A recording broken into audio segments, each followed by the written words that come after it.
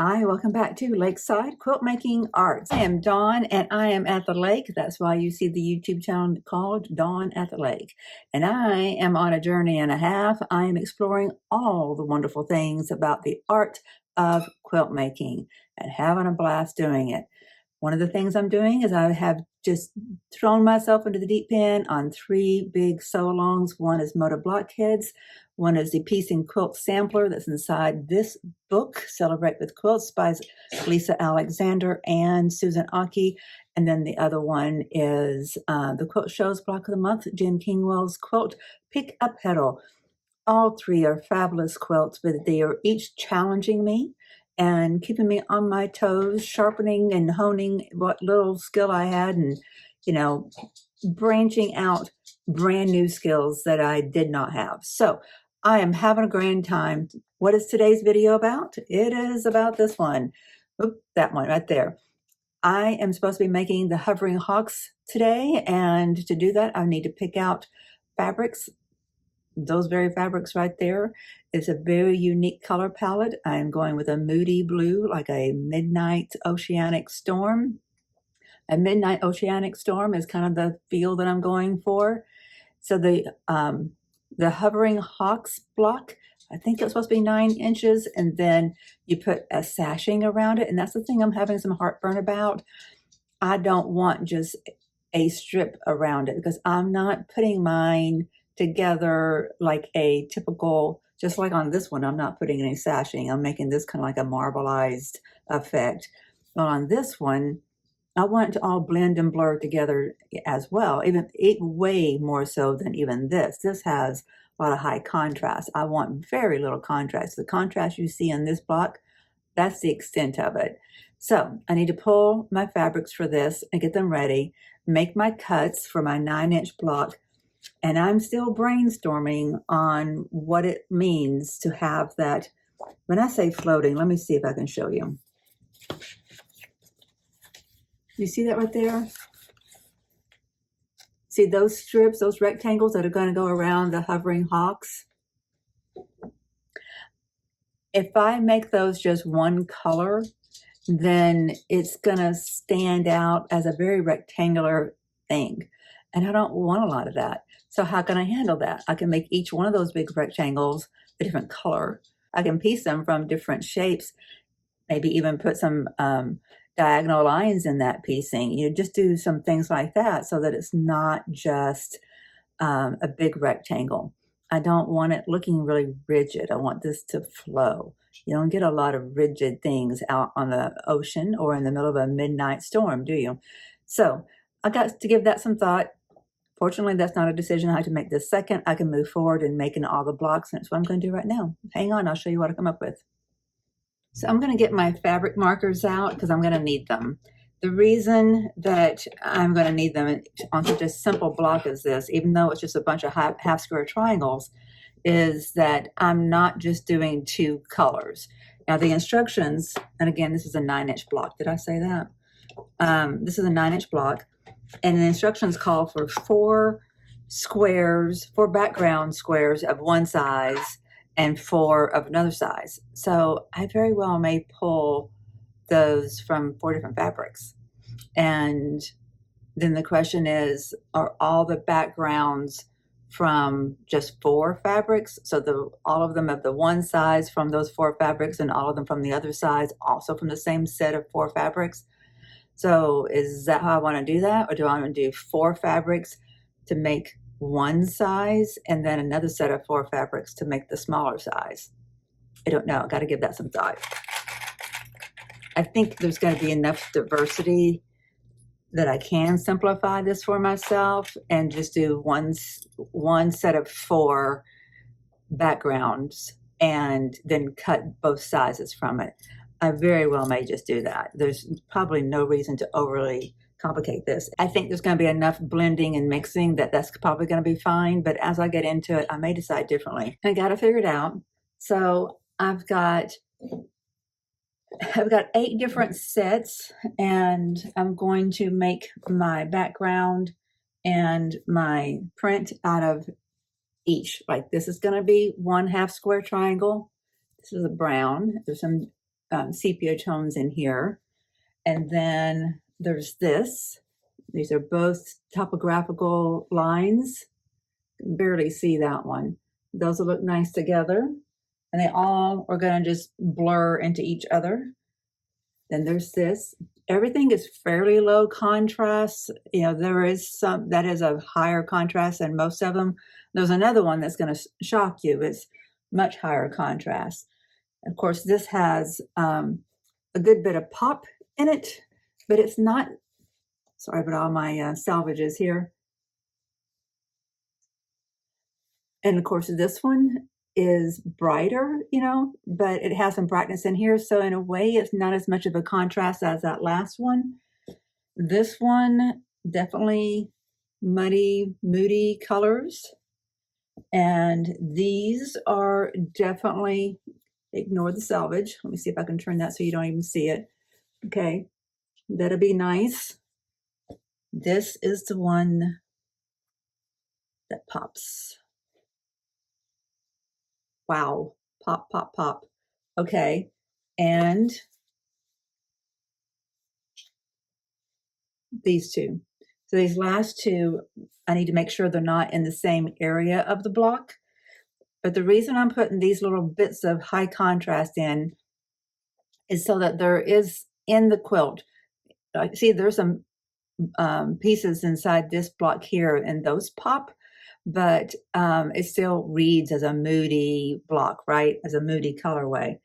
I want the same thing for each of the blocks, so it doesn't just look like, you know, black, the whole entire thing to be black.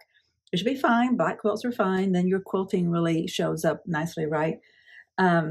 But this is a 9-inch block, so each one of these half square triangles, each piece that goes into that half square triangle is going to be small.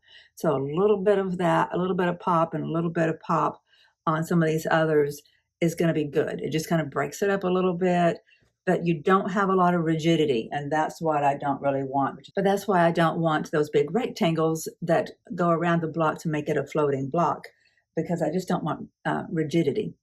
I want fluidity.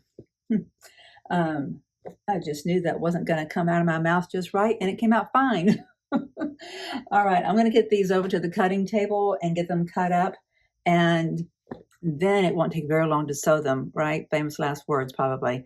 But one step at a time, and move the needle. Okay, I have everything cut out. Didn't take very long at all. I have 16 different fabrics. I cut 8 of the larger square and then 8 of the smaller square. And because everything is like a background or a print, it doesn't matter how I combine these now, but that's what I have to do next. So all of the smaller squares are going to be left intact. And so I have to match up my larger squares to make my half square triangles. So I need to do that. You want to watch? Two confessions here. We are stacked on top of my Blockheads project. That's because I don't want to move it from where it is, because whenever I get this to a stopping point, I will move back to my Blockheads, or I'll move back to my Pick a Petal. And I've got 2 different, or 3 or 4 different things going on with Pick a Petal. So I got open stations. Yes, that means my studio is a mess, but it means I'm productive and I can deal with it. Okay, so I'm going to take out all of my smaller squares, set them aside, because I need to match up, pair up all of my larger ones. Like, what do I, that would be nice together, to make half square triangles out of that. That'd be nice. Okay, all right. These 2 might be nice together, or that might be nice together. If I do that and kind of like that together, and I kind of like the 2 darks together, or I could break it up. That looks good. Like this, yes. Now, these are not as saturated, clearly. Even this darker one is not as saturated as the others, so these are going to pop, even though this is brighter. These 2 not being as saturated, being paired together, they're going to kind of make that half square triangle pop. All right, so do I want that? Now's the time to question if that's what I want. There's lower contrast. Definitely have a higher contrast here because this one is definitely much brighter. but this pulls it down because it's a darker, you know, it's not one of those things that's going to make a big difference, but it's just things I like to think about. I'm happy with that pairing. Yeah, so you'll get 2 half square triangles from each one of these, and then you put your blocks together, interspersing these along with it. Oh, I'm so excited. I need to get busy. All right, so I'm going to pair these and draw my little lines. There's no real direction on my fabric that I had to worry about, so I can just match them up any which way. Then I'll bring my ruler over here and a marking pen, and what I'll do is, you know, you draw your diagonal line, and I'm gonna sew a scant 1/4 inch on either side. This block is gonna go together really quickly. Famous last words. Every time I boast or get confident, something happens to take the wind out of my sails. Let me see what we can do about keeping the wind in my sails. All right, can you see all that? I think you can. Let me move the iPad back so I can move this to where you can see it all better. All these lines on these rulers sure do help.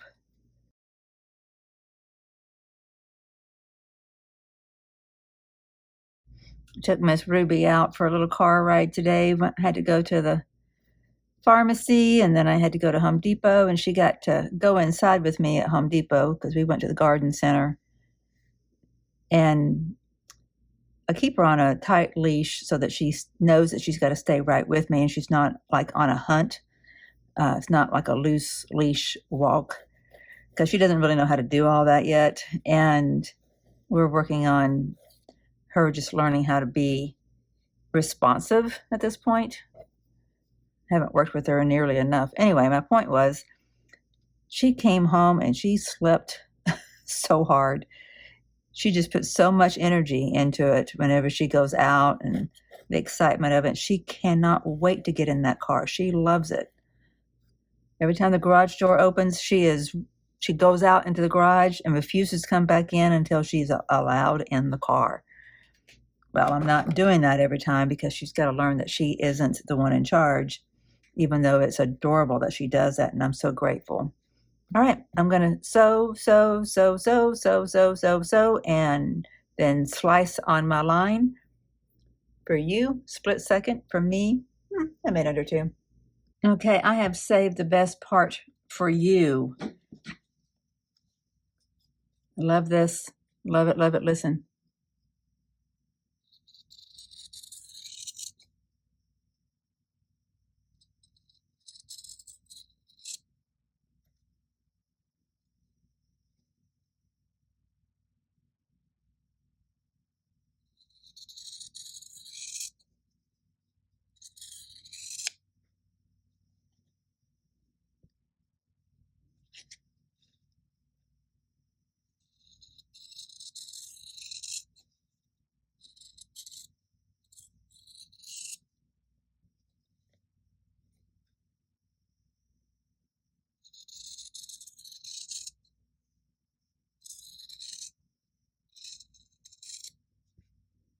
Love that.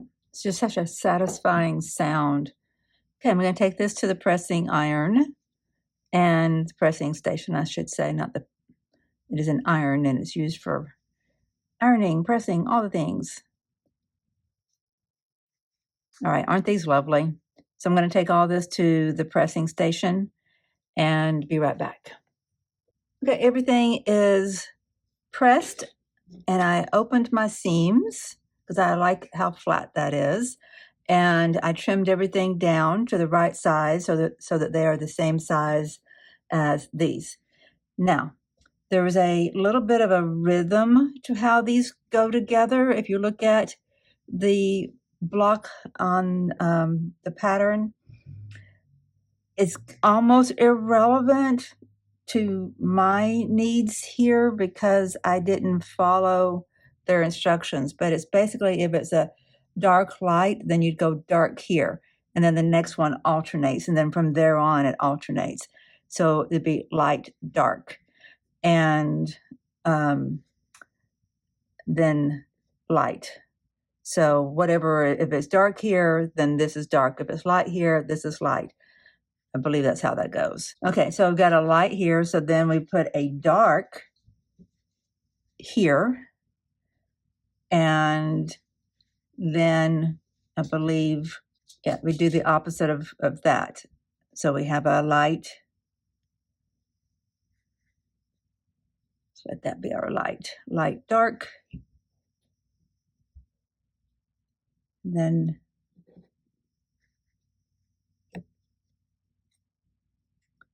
a light. And so it's dark, light, and then light, dark. Oh, this is looking so good. So good. Okay, clearly I don't have enough room on my board, but that's okay. We've got enough space here. We just don't have it all on the board. Okay, light, dark, and, oh, we got to put a whole square in. Okay, and so this one is a dark light, which is not a whole lot of light to that, and then dark. Okay, and then over here, whole square.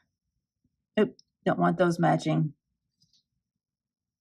The only problem I see is I don't want these two together. So where can I swap out? Isn't that going to look good? Where can I swap this out that it makes sense? I could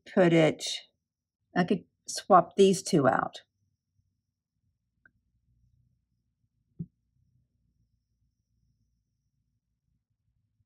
Right, this is dark, light. I don't know about that.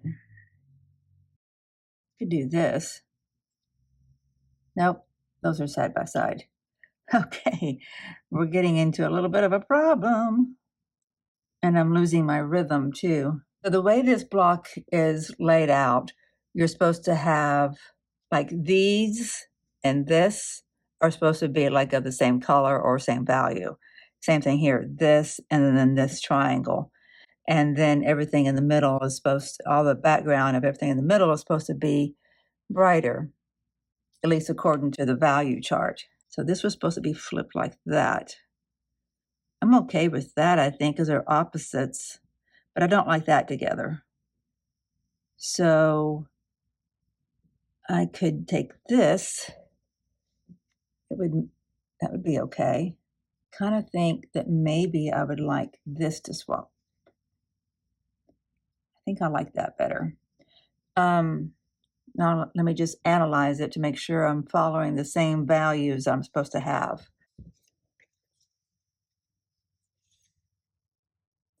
Yeah, I think I like that.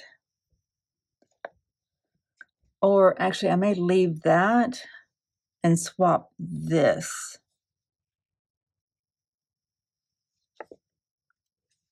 Because that's darker, and I think that suits. I think that suits. I want that to be upright like that. Okay, I think I'm ready to put everything together. I'm pleased enough. That's not as dark as it really should be, but, you know, it's okay. I'm dealing with a unique palette here. Take it to the sewing machine. Gonna carry it like this. I don't know why, but I start from the right, from the top to the bottom, and start from the right and change stitch, putting these two together. And then I take that and I put it to the next one, or I'll chain stitch everything on the left and then take all of these and put them to, there's going to be a column of these paired together and a column of these paired together, and then I'll take these and put them together, and then take these and put them together, and take these and put them together, and these and put them together. That's the stitching process that I generally follow. I don't know why. I don't know if that's backwards from what most people do or not. It's just what seems intuitive. And these are ready to get pressed before the rows are put together. I just think they're just, you know, even not put together, it's just a pretty thing. It just asks you to touch it, to pet it. I just think fabric and fibers and texture and textiles and all the things are just such a lovely thing. Like there's emotions that are immediately attached to it as soon as you put it together. It's just such a cool thing. All right, I'll stop with my wild thoughts and I'll get this pressed. And, you know, each of these pressed open, and I may press them to one side, alternating sides, so they'll nest well to put these together. I think I'll do that. It's just quicker. And then sew my rows together. Oh, look at that. It's not pressed yet, but isn't it pretty? I mean, when you see the individual pieces go together, you can question it, but it's just pretty. It's exactly what it was meant to be, just a moody set of half square triangles and alternating squares, the hovering hawks. Let me get it pressed. I have a thought about the rectangles that are supposed to go around the exterior, the perimeter. All right, I've got it pressed. I put it on this board. Let me see if I can get it where you can see. So what I'm supposed to do next is put rectangles around it so that it creates a 12.5-inch block. And like I said, I didn't want to make those rectangles real pronounced so it looks like a box because, you know, clearly I'm working on blending all of my different colors. So I don't have any strokes of genius about how to handle this. I could get complicated and I could do like miniature half square triangles and, you know, just make a row of them. I could do some curves. I could do all kinds of complicated things, but I don't think I have to do that.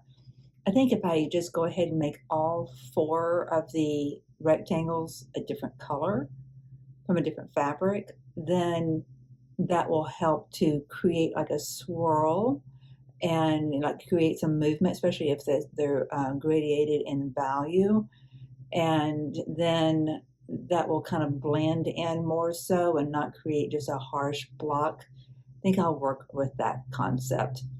That's what I'm going to do next, and I hope I can whip it together pretty quickly because I want to move the needle on the Moda Blockheads foundation paper piecing. I want to get a really good start on that one so that tomorrow when I come in here, I've got my feet wet. You know, I've moved the needle and the mental energy that's required to get started is going to be circumvented. You know, I'm already in the game. Well, there it is with the other block. Of course, they don't go side by side or on top of each other. But I've got a little bitty design board space for it, so that's where it is right now.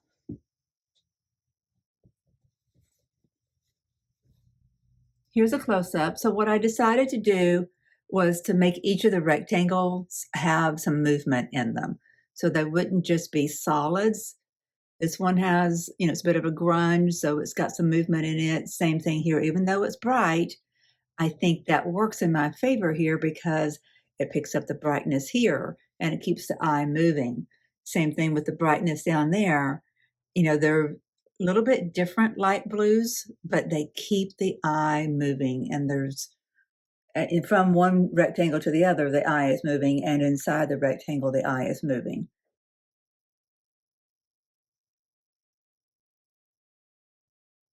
I'm fairly happy with it. But you know what I'm going to do? I'm going to see what kind of needle I can move on my, what is it? My Moda Blockheads 19 foundation paper piecing. I'm a whole block behind everybody. I need to get 19 done and move on to 20 because 21 is going to be released. Oh my gosh. And the day after you see this video. So I've got one more day to get 19 done and start on 20. That's not going to happen. But at least I won't, if all goes well, tomorrow I'll get all of block 19 done. But I'm going to move the needle on it right now to make sure that I feel like I'm invested in it, like there is progress, and like this is not all that I did. That's the main thing I want to do is make sure that I've not just done this today. You know what I can do to feel like I have a foot in the door with my block 19, what is it called? So we can give the designer credit. Center Star by Sarah Thomas of Sarah Diddy. People want to call it Sarah Diddy, but Sarah Diddy. I can just cut out my template.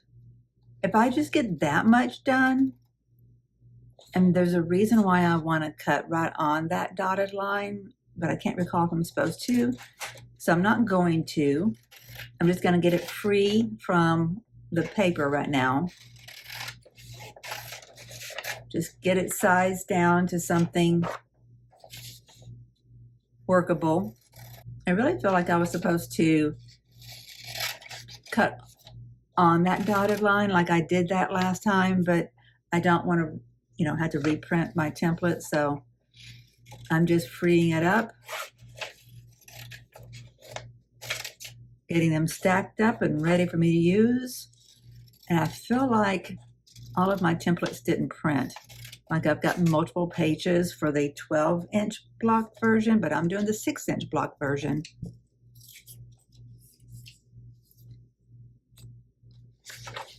There should be more pages.